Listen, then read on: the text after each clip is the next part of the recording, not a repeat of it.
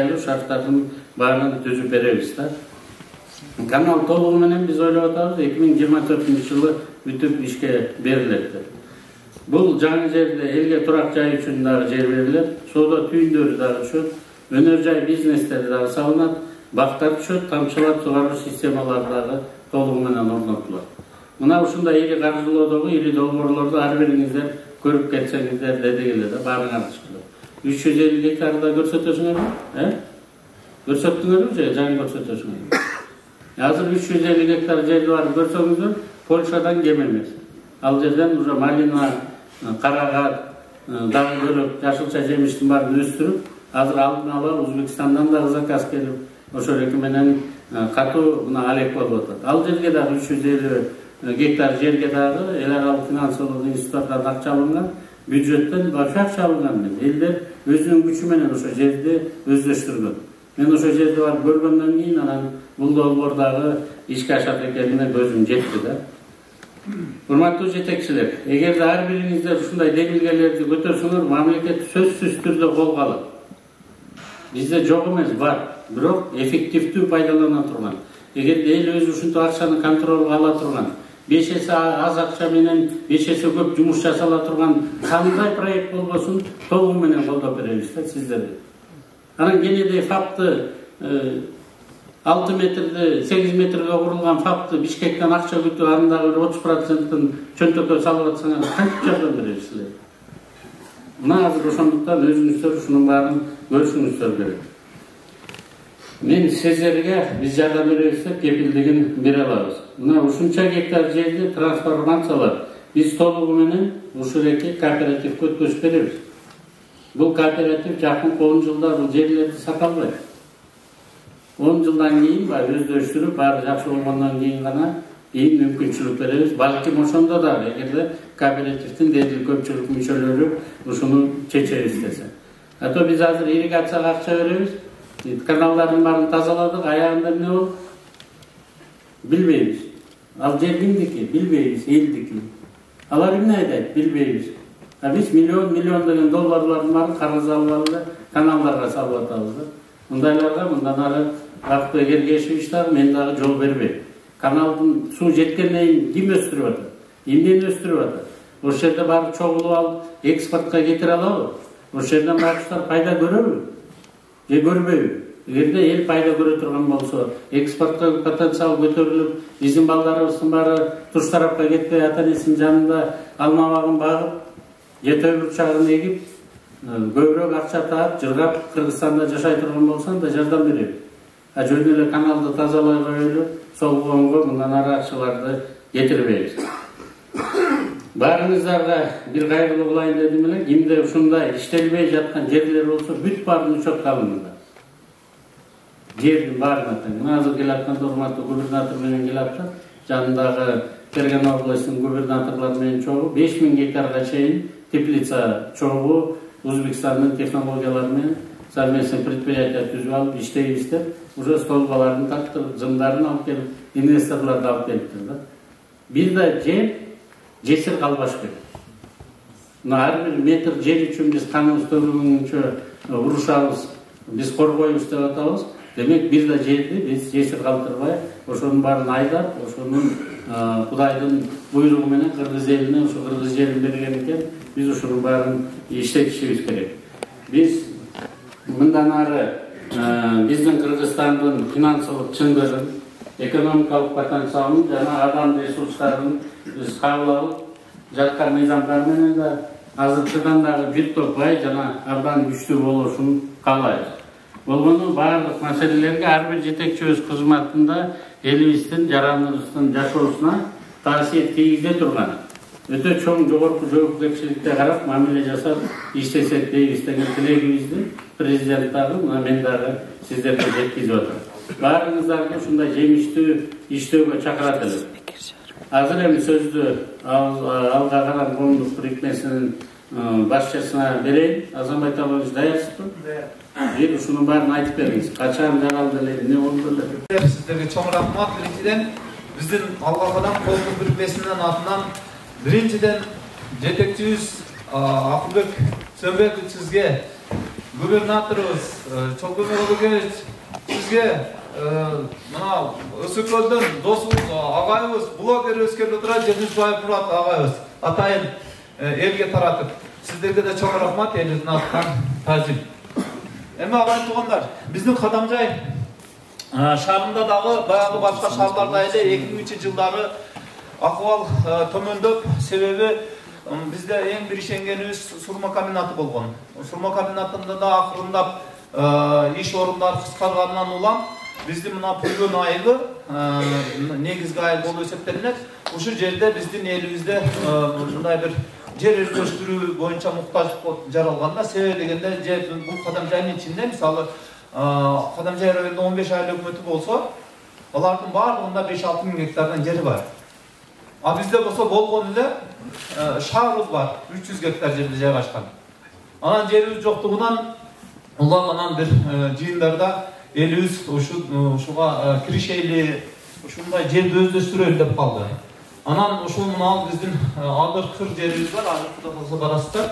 Uşul жерди özдөштүрөлү degenden ulan anan jıyılıp bizdin injinerler, jetekçiler, raisler toploluşu onan uşul жерди özдөштүрөлү деп çeştik. Bizdin ыкманын негизги жolu мындайда onlar biz adalettик жol bolsun деп birinciden kimde kim jerde talaşta bilesizler de jer sırası ile men alayın deyip aylık hükümetler oturasızlar. Biz ayttık жерди birinci kartlarlaştırabız.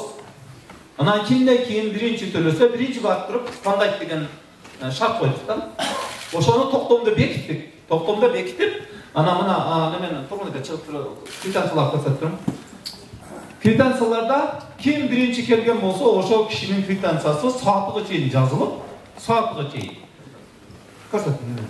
Saatlığa çeyin ko'rsatılıp, misалы bu kişi ertemeden saat 9'da geldi. Siz saat 12'de geldiniz. Siz saat 14'te geldiniz. Bardığın saatlığa çeyin koyulup, жазылып, tizme tüzülür.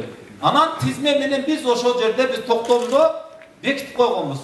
Kimde kim oşul bayağı karta dayırdalgandan keyin karta dayırdalıp bayağı jer bölüştürüldü olan maalda kelgende только o jeret menen kelip turup anан жер тандамай болот da. Al jerde hiç kim Асанбайдын досу bu, tuğanı bu, raistin dostu bu, hökümetin dostu, akimdin inisi bu, hiç kim al jerde bulat hiç kim ötölböy. Çınlığını aytaylı oşul wagtda mına 2000-yılı baştalgan yılı hakimiyattan ele, zam hakimler var ele dostlar, ay biz kire kalaylı bu degen jok. Bizimiz geçirip koyuşlar, biz yani aram bir kırdı özdeştiriyor atabız, geçirip koyuşlar, biz ne kılalıyız dep kirgizgen emesmiz. Oşayda mına al 301 hektar jerde toluğu menen mına 20 yılda özdeştirdik. Bu jerde özgöçe ayta turgan jer işe mına al Özbekistan'ın jarandары Soyuz mezgilinde ötüp geleberçöyle ança mınça jerlerimizde eğilip dalgan bolçu. Özdeşlik dalgan boldu bir adam eski kanal Nurdağlı kanal Nurvazı kanal жүрüp al жерден суу тартышып болгон бирок ошонуна бардыгын кууп чыгып жайгаштырып ушул жерде биздин элибиз жайгашып калды азыр. Эми азыр барсаңыздар көрөсүздөр бүгүнкү күндө эми дээрлик бөлүгү адамдардын 60-70% көпчүлүгү Россияда жүрөт, бирок жерин ээлеп койгон, акчасын төлөп койгон. Болду гарантия, эч ким ага тие албайт. Себеби дегенде салымын кошкон толук. Салымын кошпосо keçip koysa bizden özü koğumda da tartıyor var. Mesela salım koşbosa akırga cılat. Anam keyin akırga cılat. Surayımız, eline kılıvatat bu kişi nege tölöğü salımını. Tölöğüse aman kengeşke salasın. Buna arkanızda mı ol derler. Kolunuza kötür koyunca bizim kengeşli müçöler oturar. Atak 5 kılatını hiç kimde vermeyin. Biz açığını aytaydık buna bir canlı sizlerge. Şu 4 aylığımızdan 4 adamla bekar jer verdik. Beçeredi. 4 öten ketken jok. Birөөsü aytat, men jerimdi satam dokumentleştirip berdi. Jok, dokumentleştirip bere alayız, потому что biz пока bizdin en bir ыкмабыздын жолу biz kızıl kitap berбейбиz. Kızıl kitap beresizler sizler. Ertesi günü salımını koşmay koyun. Biz 5 yıl 10 yılda sabelet ederiz. Misal Allah adamına kelip, Allah adamdan misalı 10 sotuk yer alış üçün 10 sotuk yer alış üçün 100 min töleş gerek. 100 mindi biz bolgonu koğumluk bir prezin toklumu boyunca жазda 10 bin son, küzde 10 bin son. Bir yılda 20 bin son. 20 bin son bu eksotik'e özdeştürüge stavka koğum bulur. Biz yer alan hep güzel. Ошондуктан айыл өкмөттөр менен биздин айырмабыздын немеси баягы айырмасы бул жерде айыл өкмөттөрдө же прямой сатууга 571-токтом менен же болбосо мына бир токтом бар. Ошону менен сиздер же сатып менен же болбосо бесплатно бересиздер. Биз 3/1 бөлүгүнү инвестиция алып келебиз. Сөзсүз түрдө. 3/1 бөлүгүнү өкмөттөн. Анан адамдардын берген салымынан, мисалы 100 миңдик ишине biz 300 bin turizmlik minimum iş atarız da. Ошондон мына эми мына жаңы жер боюнча мына кыскача айттым, мына мал жерде көрдүңүздөр мына. Бардык проекттер суунун проектиси болобу, жолдун проектиси болобу, мына электричествонун проектиси болобу, бардыгын өзүбүздүн каржы менен аткардык. Бүгүнкү күндө жаңы жер коомдук бирикмесинде 10 километрден ашык электр суу болгонларын тарттык. 3 чоң трансформатор станция койдук. Азыр толук кандуу ким көчү барса жашай турган шартты куруп койдук. Андан тышкары 3 чоң селкана, 30га жакын суудан өтүүчү көпүрө, 2 жолдон мына барып келген аткан 2 остановка көрдүңүздөрбү? Современный школа менен Малинасада турган остановкада куруп койдук быйыл. Эми жаңы жер боюнча мына сиздерге айтсак, акимият менен ошол маалдагы Орозбек айыл өкмөтү менен абдан тыгыз иштедик. Бардык нерсебизге негизинен мен бул проекттерди жүргүзгөндөгү ыкманын бир сиздерге бөлүшүп кете турган нерсеси биринчи секрети бул элдин ынтымагын алып келиш. Көз айылыңыздарда канча эл болбосун, канча бир райыс болбосун, жетекчи болбосун, ушулардын бардыгын башын бириктириш керек. Болбосо аны бир 3 адам, 4 адам бөлүнүп алган болсо, жетекчилер бир махаллада болсо бир айыл бөлүнүп алган болсо, сиздер 3 айыл бирсеңиздер дагы бир айыл барып арызданып атып сиздер токтотот. Бизде эң оору мына айыл өкмөттөргө айтарыбыз. Ушу консолидацияны кылып берсеңиздер, биринчи бул эң чоң жетишкендик болот да, анан проект башталат. Экинчиси эң чоң бул жетишкендик бул ошол эл биригип алып туруп, ел бириккенден кийин уже жетекчисиге барат. Биринчи айыл өкмөт, аким, губернатор, өкмөт башчысыга. Мына Кудайга шүгүр, биз эми мына ушуга жетиштик. Мен айткым келет, биринчи видеону берип койсоңуздар, биздин мына ушу консолидацияга келип 2019-жылы токтолуп токтой туруп, азыр 1 минут. Баштадыңыздар.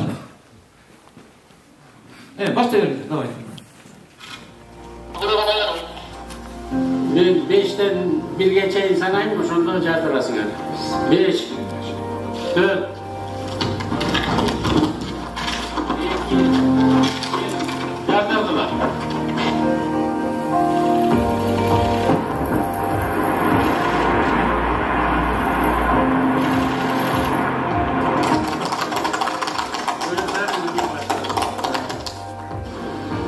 Kuruluş tehlikası işe girsin.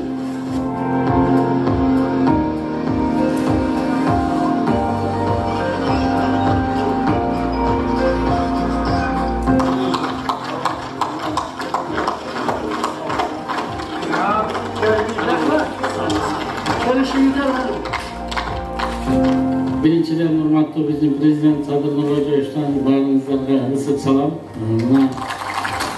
Sizler aytıp yürdüğünüzlerle şu Batken'de ministerler alsake, çok beseken dip taşlarından üyüler olsa bizge vergisiz.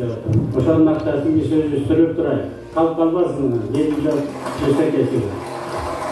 Biz Kamparat'ta bilgi başlatalım. Yani benim çoğu bir şey gösterdi, bir 30 tuğrayım diyor.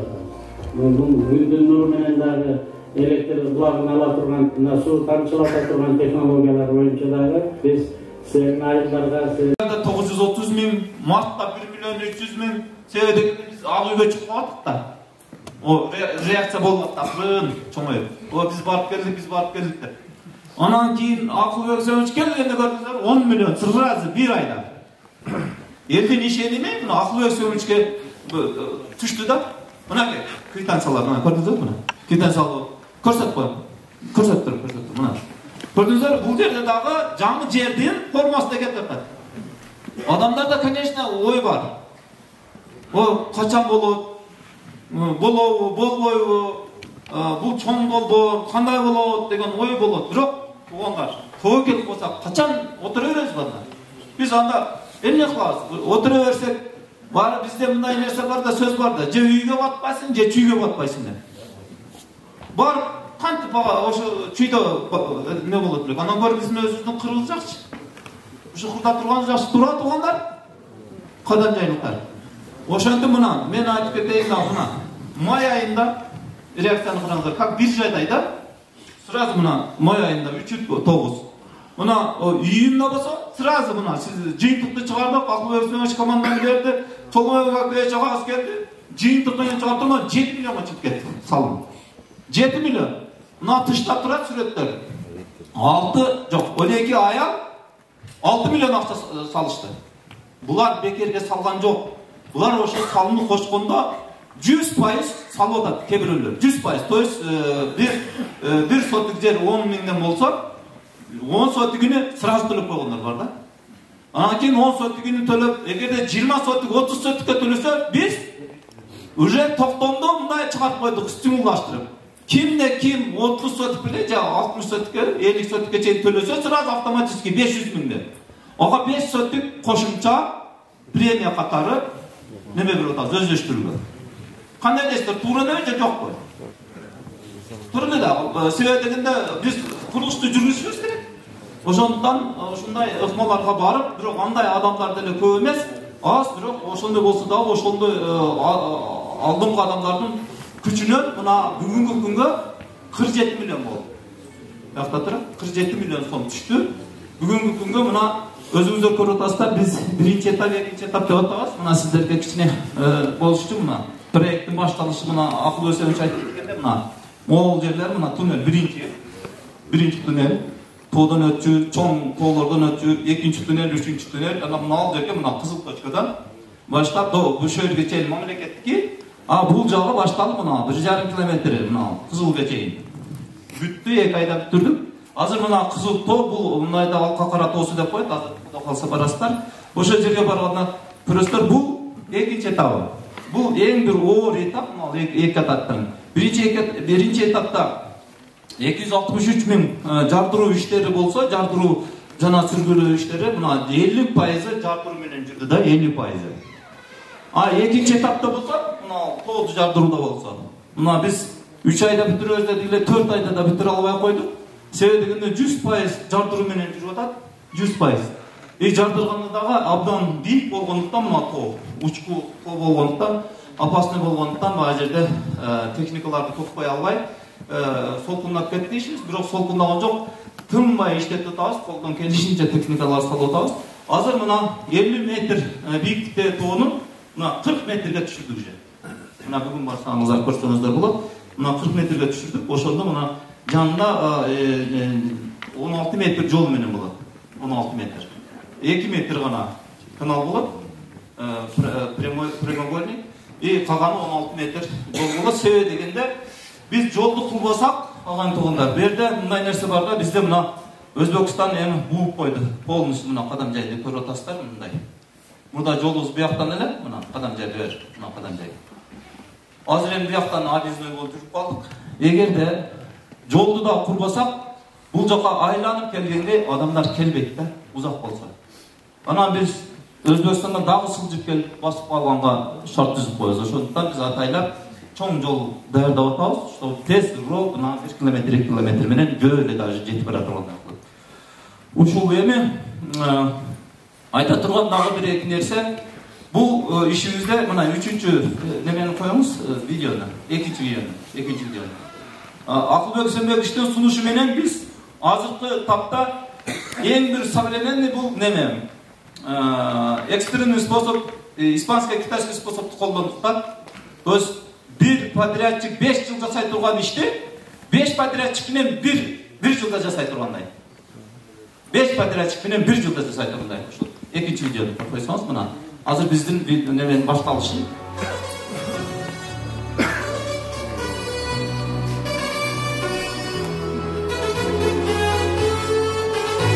Ар бир тоодун башында 5 тоодун башында отдельно 2-3 оор техника иштеп атат.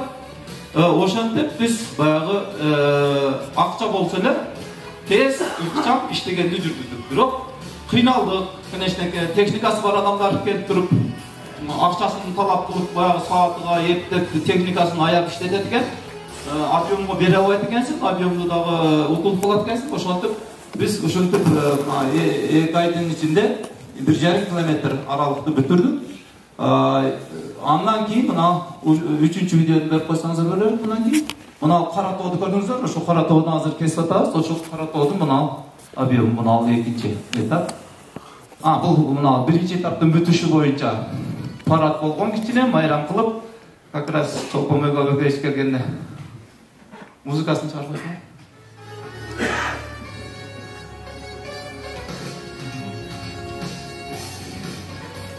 4-чү июнда биз уже 1-чи этабын бүтүрүп, 1,5 километр. Ошол майрам кылып, жетишкендиктерди Чоңмегебич өзүнүн ыраазычылык каты менен куттуктап, жакшы байрамды өткөрүп болду бүтүн жерибизде. Бир канча сенсация болду.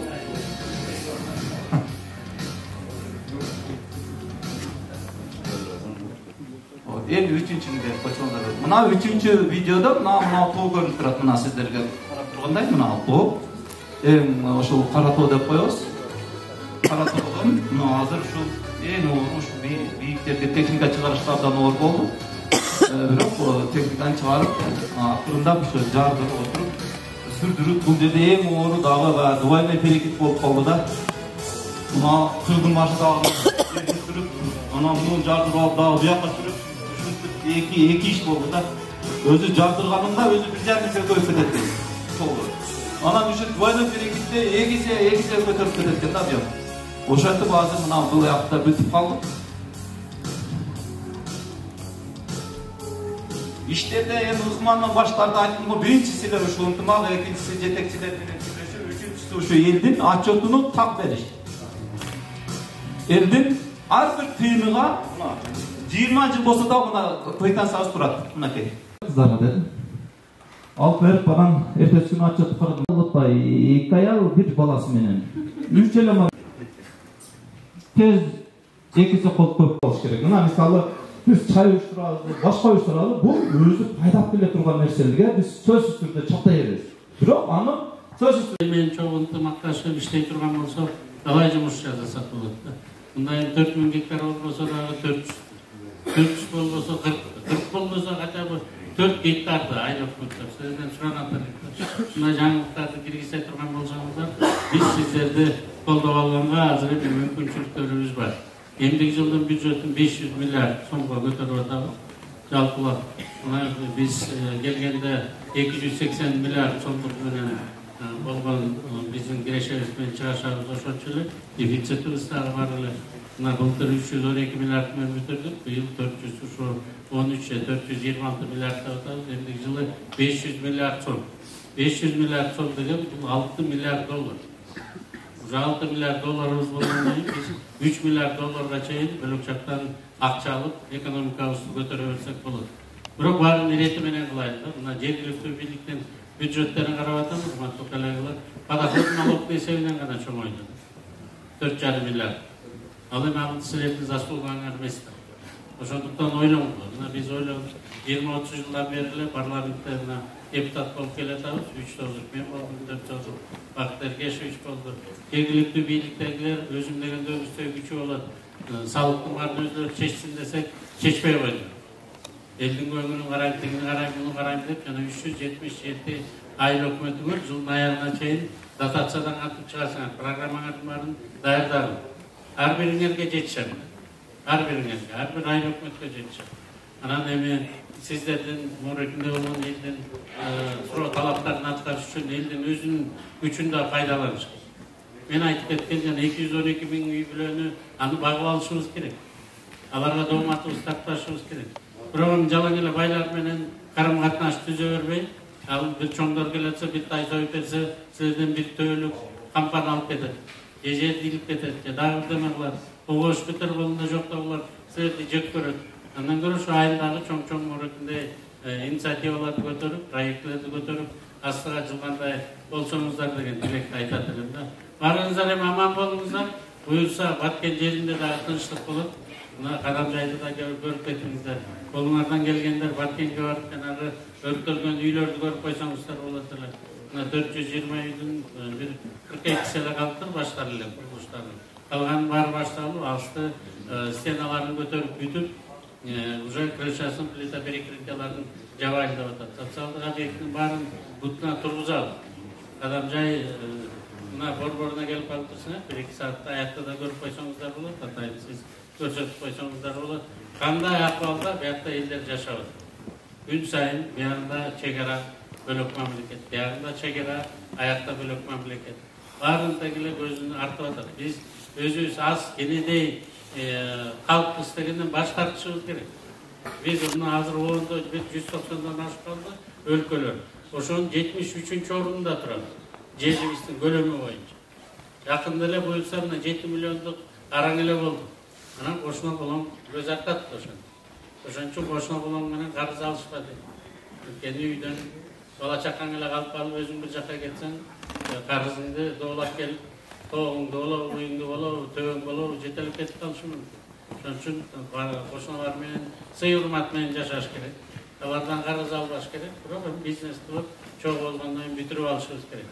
Жана антип картада чийип албасак, дагы бир жолу айтайын сиздерге. Мына Фергана өрөөнү 20-жылында дагы эң чоң чатактардын өрөөнү деп белгиленген, оонда турат. 21-жылында дагы ошентип турат. Анткени элдин саны эбегейсиз чоң өсүп атат. Биз мына болгону 1 миллион, 2 миллион көзүп атсак, жаныбыздагылар уже 10 эсе, 20 эсе, 450% өсөт. Жаныбызда кошулуп. Анан ошонун баарын тең жүрмөн, эмгекти сүйгөн эли менен өтүп аткан абдан кубандырып атат. Анда биз эмне демекчибиз, бүгүн ушул демилгечи жамаатка да ийгиликтерди каалайбыз. Биз буга чейин билебиз, ушу жергиликтүү жамааттын ынтымагы менен көп жумуштарда жасалып келген. Мынакей чоң чүй каналын мисал келтирсек болот. Ошондо да ушу жергиликтүү жамааттын элдин колдоосу менен чабылган канал. Мынакей Бооңдун ичиндеги темир жол. Бул да элдин колдоосу болгон. Мына ушул өңдөнгөн мега проекттер ишке ашкан. Андыктан бүгүн дагы бир чоң иштин башында турабыз.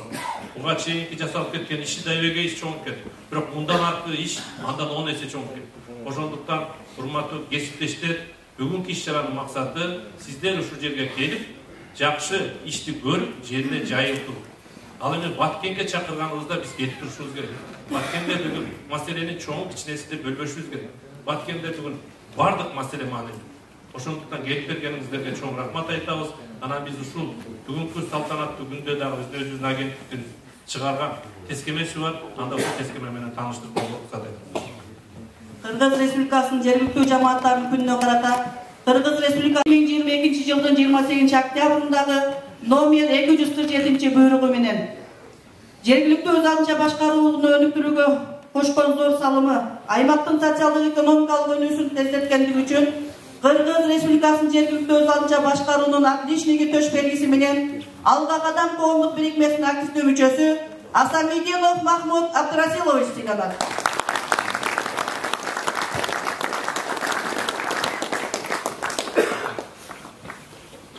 Жогорку кесипкөйлүгү, квалификациясы, кызматтык милдеттерди ак ниети менен аткаргандыгы, демилгелүүлүктү жана активдүүлүктү көрсөткөндүгү үчүн Кыргыз Республикасынын муниципалдык кызматынын отличники төш белгиси менен Адамжай шаарынын мэриясынын аппаратынын жетекчиси Мамарасулова Инабат Карымбаевна сыйланат.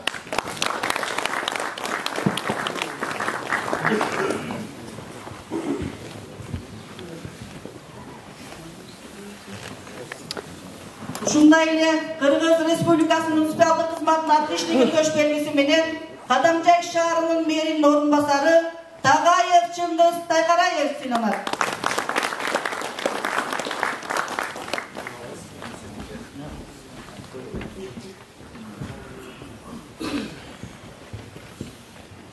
Мамлекеттик жана муниципалдык кызматты өркүндөтүүгө жана реформалоого зор салым кошкондугу, мамлекеттик жана муниципалдык кызмат чөйрөсүндө мыйзамдуулукту сактоо боюнча ишинде жогорку көрсөткүчтөргө жеткендиги үчүн Кыргыз Республикасынын министрлер кабинетине караштуу Mamleketlik kızmat jana жергиликтүү озанча башкаруу иштери боюнча мамлекеттик агенттиктин ардак грамотасы менен Алга кадам коомдук бирикмесинин активдүү мүчөсү Гафарова Малика Ажиматовна сыйланат.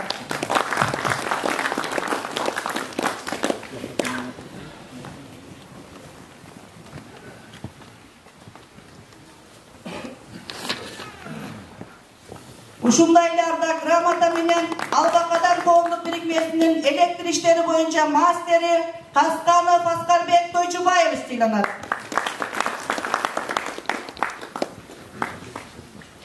Кыргыз Республикасы Министрлер Кабинетине караштуу мамлекеттик кызмат жана жергиликтүү озанча башкаруу иштери боюнча мамлекеттик агенттиктин директору Жантаев Элчибек Нуржадиевич. Алга үчүн кийинки сөз Кыргыз Республикасынын президентинин Жалал Абад облусундагы ыйгарым укуктуу өкүлү Сыргабаев Абдуллах Токтогуловго берилет.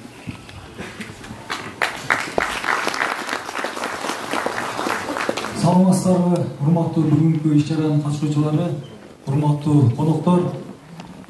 Бүгүн мына Баткен жергесинде өзүңүздөр көрдүңүздөр, жакшы семинар болуп өтүп атат. Бул бардыгыбызга керектүү семинар болуп атат. Бул Кадамжай районундагы элдин демилгеси менен ушул канал казуу иштери башталыптыр. Бул өтө чоң долбоор.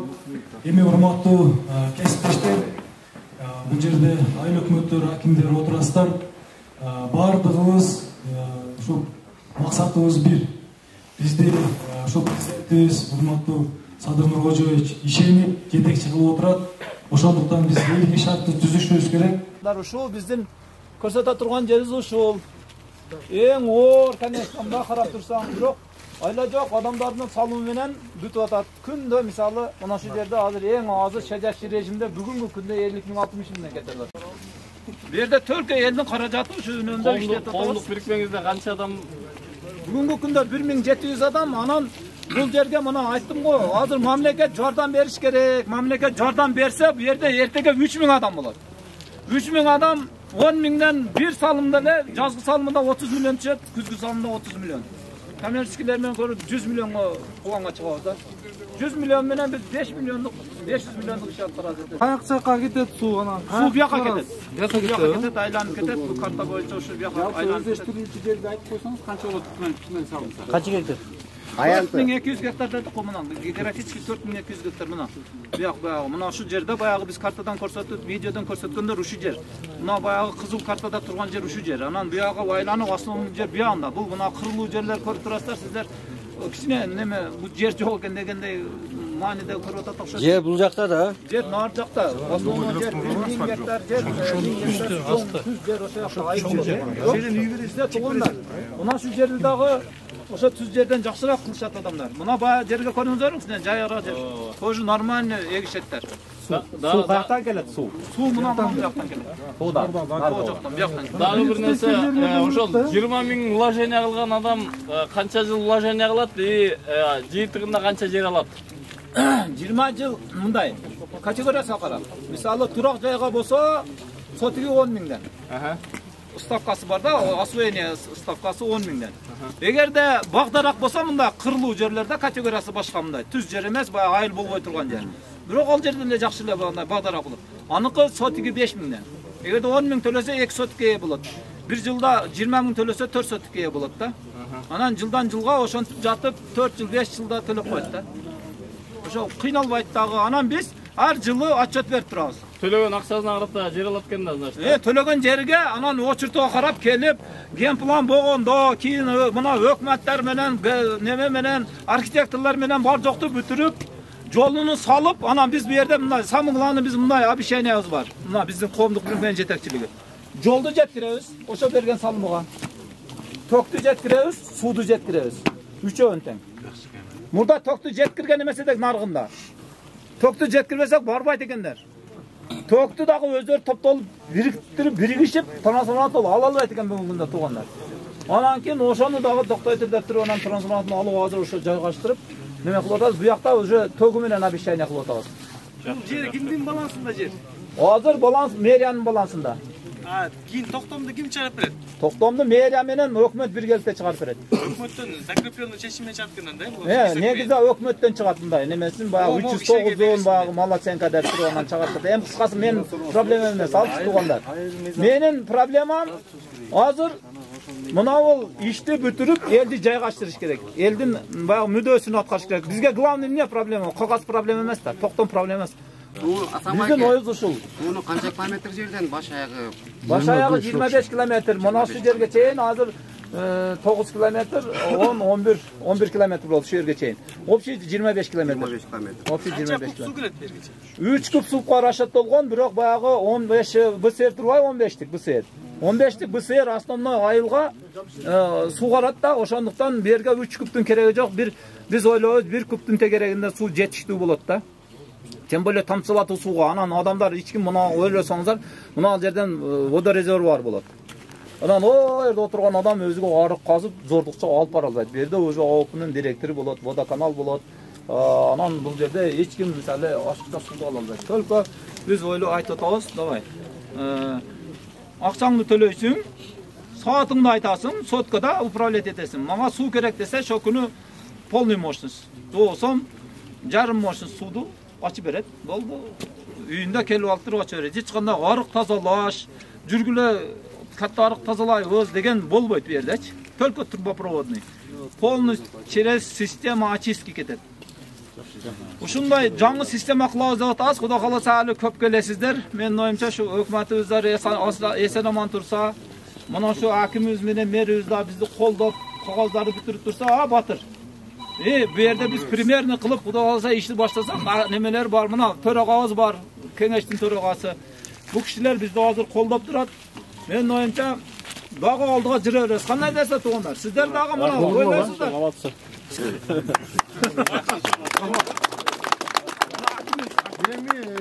Азыр эми мына алга кадамдын ичинде чай бар.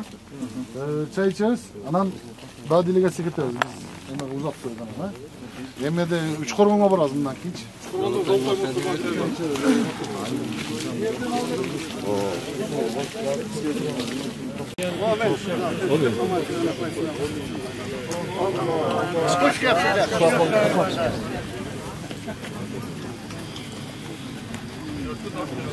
Allah Teala tinçlik amaçlı var. Yeri ortağını geleceğiz. Allah Teala. Hoş geldiniz evimde.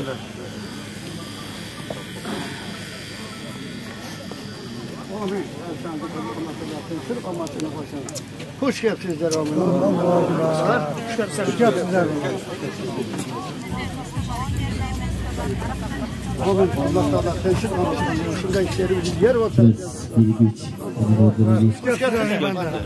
Hoş geldiniz.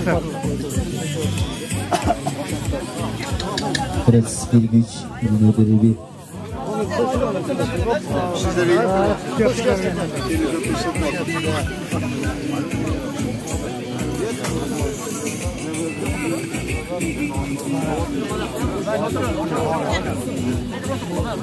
Bizdin baza har daim sizlerge açık, har daim oput üçün, köngül alış üçün, biri menen barlaş üçün har daim açık. Mına sizlerge rayonda Pülgön жаңы жерде алга кадамдын курулуш объектисинде бар жокту көрсөтүп келдик.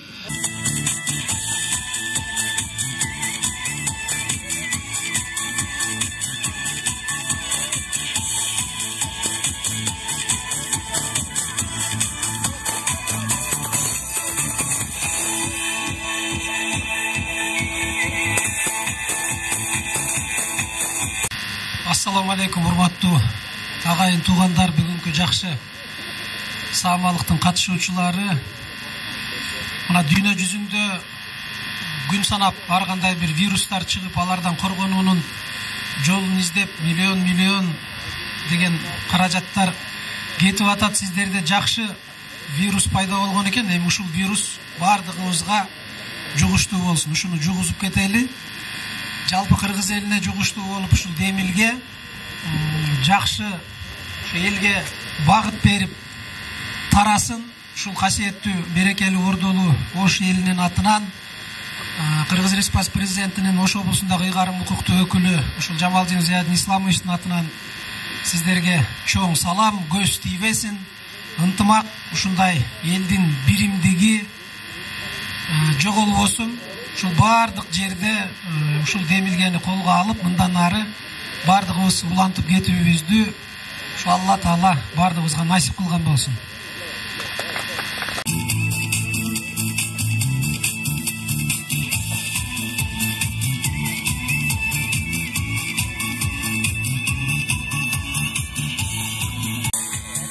Assalamu alaikum, урматтуу бүгүнкү иш-чаранын катышуучулары, урматтуу ушу Баткен жергесинен биздин мекендештер.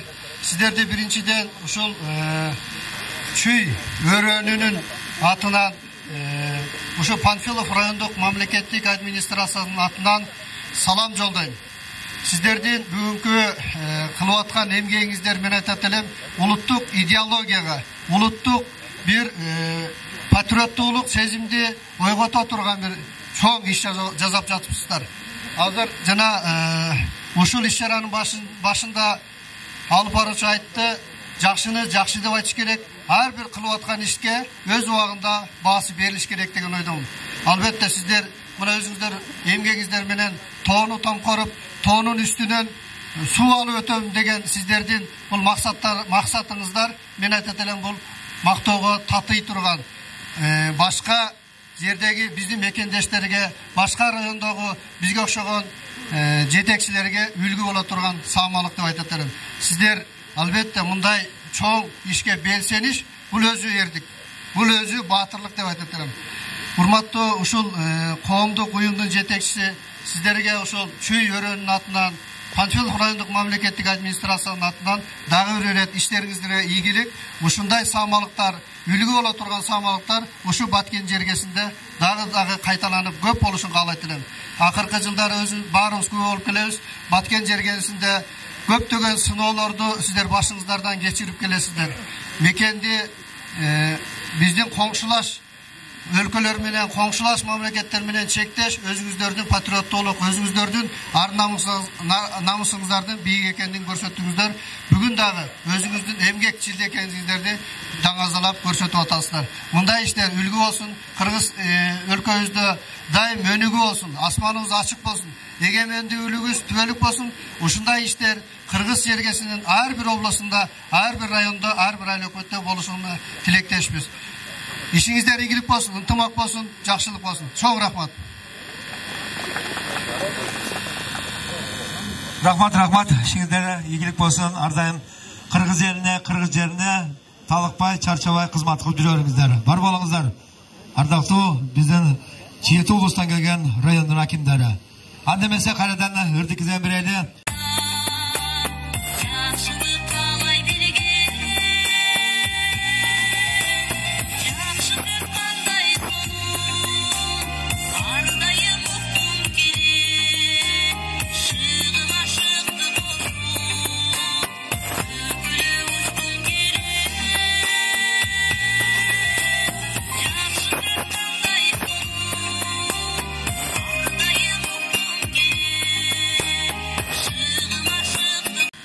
Sizlerge Allah'ım razı olsun. Bul Bayken'in 20 жыл баштап ушул күткөнү үчүн эле данк медал берип койсо болот деп мен жана кесиптештердин арасында айттым. Себеби деген бул 20 жыл деген бул 2 жыл эмес. Бул өтө чоң сурок. Ошого чыдап, ошого туруштук берип, акыры кылам деп ушуну бүгүнкү күнү ишке ашырып, мына көзгө көрүнүп калган экен. Өкмөт башчыбыз баш болуп келип, ушу жерде өзү колдоп, элге разы болуп, боло турган жумуш экен, муну кылса болот экен деп, сиздер ошону доказать эттиңиздер жетекчиликке. Ошон үчүн сиздерге терең ыраазычылык, бекем ден соолук, ишиңиздерде ийгилик болсун. Жана Ош облусунун зам губернатору жакшы айтып кетти, ушул вирус бизге да жуксун деп. Мен да ошол сөзгө кошулат элем. Ушундай жаман апаттардан Аллах өзү сактасын. Сиздерге тапканыңыздарга береке берсин. Кылган жумуштарыңызга жеңилдик берсин Алла Таалам. Ойлогон ой максатыңарга жеткиле. Ишиңерде ийгилик болсун. Ошол бизге да жугуштуу болуп, биз дагы ушул жерден көргөнүбүздү ушул сиздерчелик кыла албасак дагы өзүбүздүн деңгээлибизде бизде мындай тобуз да жок, түз эле же. Бирок өзүбүздүн шартыбызга жараша бир ойлорду ойлоп ушундай аз да болсо ишке ашырсак, ошого сиздер себепчи болосуздар. Андыктан баарыңыздарга рахмат. Баткен элинде мына жана жогоруда белгиленген кандай сыноолорду берди. Аллах Таалам ар бир адамга, ар бир элге ошол көтөрө ала турган гана сыноону башына жүктөйт экен. Ошол сыноодон сиздер өтүп, мындай жакшылыгыңыздарга келип, ушундай ийгилигиңиздерди көрүп биз абдан кубанып атабыз. Аман болуңуздар, бар болуңуздар.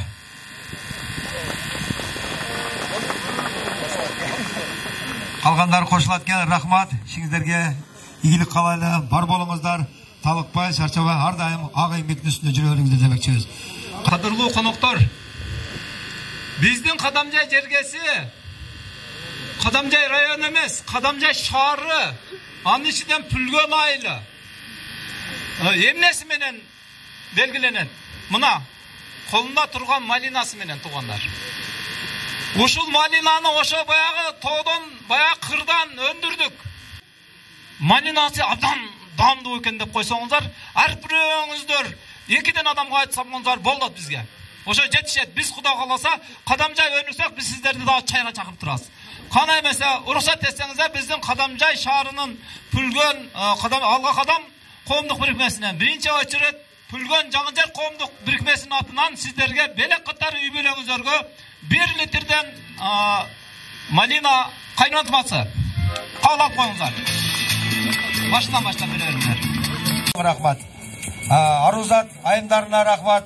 Бүгүнкү Алга Кадам коомдук бирикмесинин эмгекчилерине, Кадам жөнөдүк маданият бөлүмүнүн кызматкерлерине, ырчы биштерге бардыгы чоң рахмат.